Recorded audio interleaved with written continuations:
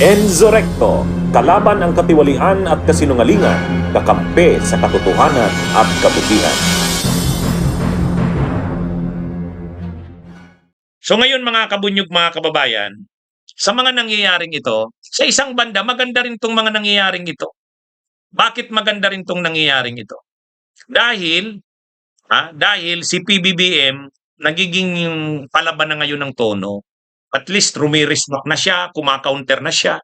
Sinasabi niya na kung ano yung nararamdaman niya. Dati kasi si PBBM hindi nagbibigay ng mga reactions niya.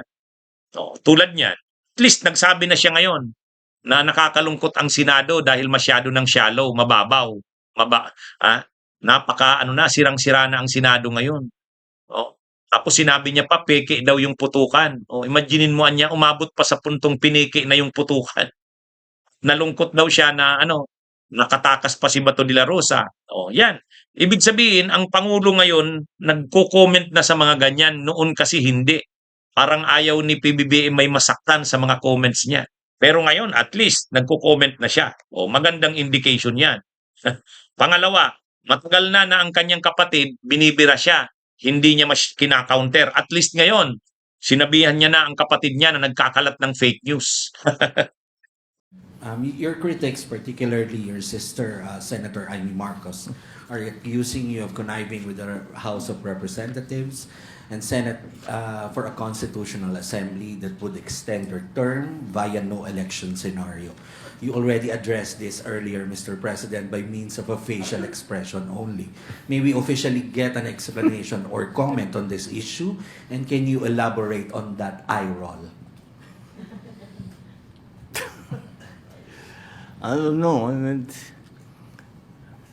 she should fire her staffer who gave her that information. Because, that fake news hurts everyone. Not only those that fake news is attacking, but also those who are purveying that fake news. The purveyors of fake news are also damaged by this kind of. She should choose her sources of information better.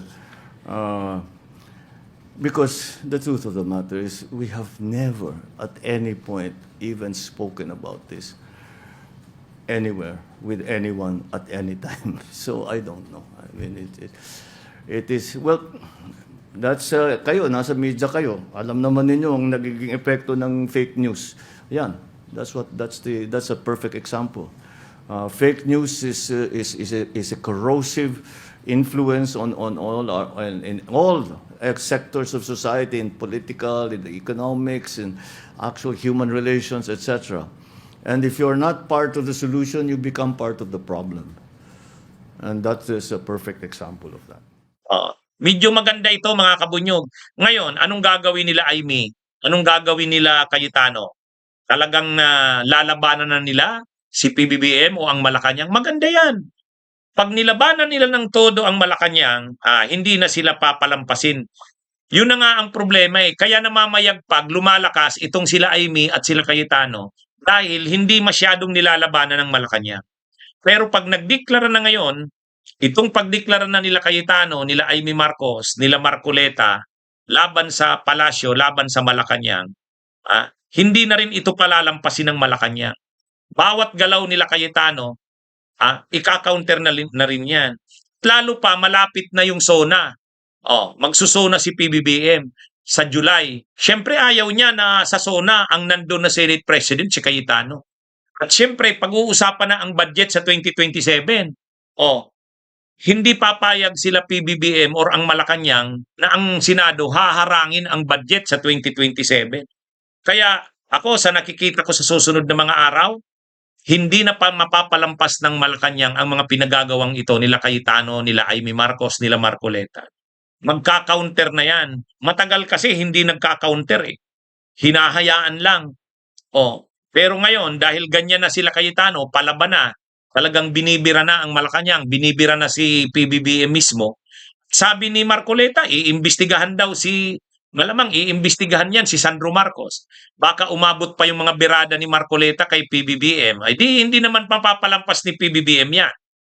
Ay maganda yan kasi ibig sabihin ang Malacanang mismo hindi mapapayagan ang mga ginagawa nila Cayetano. Dati kasi parang hinahayaan lang, hayaan na yan. Hmm? Ngayon hindi na yan. Kasi talagang ang mga birada ni Cayetano at saka ang mga birada ni Amy Marcos talagang tinutumbok na si PBBM mismo. At itong ginagawang ito ni PBBM na nagka-counter siya, nagre-resback siya, tama lang yan. Palaban na ang tono niya ngayon. Hmm?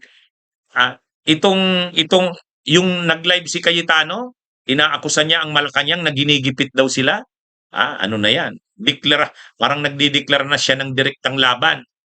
Si Amy Marcos ganun din.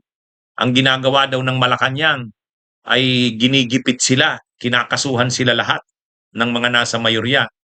Ano na yan? Kumbaga, matitinding akusasyon ang binibitawan nila. Sa tingin ko, hindi na mapapalampas ni PBBM yan. Mabait si PBBM masyado masyadong malambot. Kaya nga nangingibabaw sila Cayetano, kaya nangingibabaw yan sila Amy dahil hindi naka-counter ng todo Pero ngayon, hindi na yan, maiiba na yan. Nakakakita ako ng senaryo ngayon. Ang politika natin sa darating na mga linggo, sa darating na buwan, matindi yan. Kaya sa tingin ko, mabuti na rin yan. Mabuti na rin yan naging mayabang sila Cayetano. Mabuti na rin yan nagiging mayabang sila Marcoleta, sila Amy. Mabuti na rin yan binibira nila, direktahan ang palasyo. Kasi magka-counter na ang palasyo ngayon. Akala naman ni Cayetano, kaya niyang kalabanin ang palasyo, kaya niyang kalabanin ang lahat. Lahat niya kinakalaban Galit siya sa mga deans at professors ng mga law schools, galit siya sa simbahan, galit siya sa media, galit siya sa social media, sa mga netizens, galit siya sa publiko. Tapos ngayon, galit na naman siya sa palasyo at ang yabang pa. Parang akala mo hindi siya mapapatalsik sa pagka-Senate President. Para akala mo, sigurado sila dyan. Hindi yan. Ang opinyon ng publiko, sinusuka na ang Senado. Kinalaban pa nila ngayon ang Malacanang, ang palasyo. Maganda yan. Maganda yan. Masusubok yan ang yabang nila Cayetano, nila Amy Marcos at nila Marcoleta. Abangan natin. Abangan natin ang susunod na kabanata. Maraming mangyayari nitong susunod na mga araw. Sigurado tayo dyan.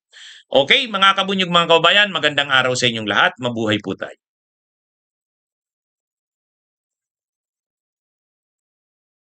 Bunyog, bunyog, halikan na kasama ka. Bunyog, kapag buklod ay may pag-asa. Luzon, Visayas, Mindanao, isa ang pananaw. Sa bagong Pilipinas ang bunyog isisigaw. Bunyog.